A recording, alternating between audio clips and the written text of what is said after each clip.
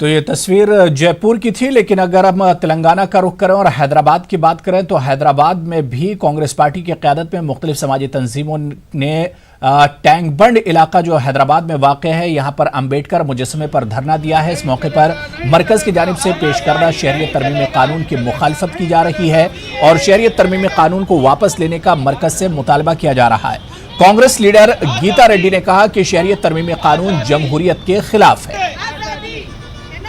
और चलिए इस पर और बातचीत करेंगे। हमारे नुमाइंदे अनीसुर रहमान हैदराबाद से इस वक्त हमारे साथ जुड़े हुए हैं। अनीस, जो धरना दिया जा रहा है, जो एहतजाज किया जा रहा है, क्या ये सिर्फ कांग्रेस की तरफ से है या इसमें दूसरी तंजीमें भी शामिल हैं?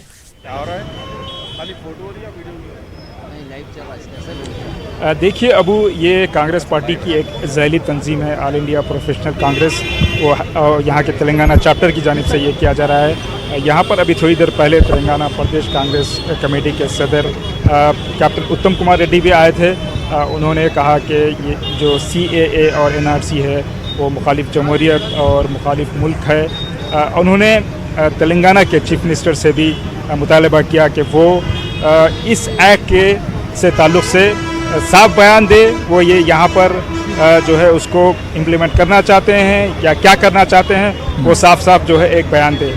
मेरे साथ ऑल इंडिया प्रोफेशनल कांग्रेस के या मुकामी सदर जनाब इरफान साहब भी हैं। आइए बात करते हैं। इरफान साहब, बताएं आज जो प्रोटेस्ट हो रहा है क्या कहना चाहते हैं आप लोग?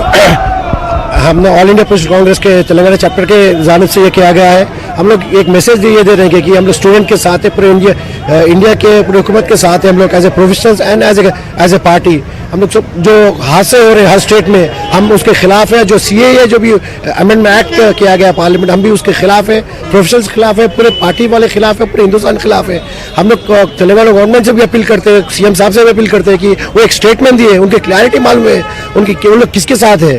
तो हम भी इरफान साहब, आप लोगों की जमात जो है प्रोफेशनल्स की जमात है और ये समझा जा रहा है कि जो एक्ट आया है इससे मुताल्लिक़ आवाम में काफ़ी कम जानकारी है।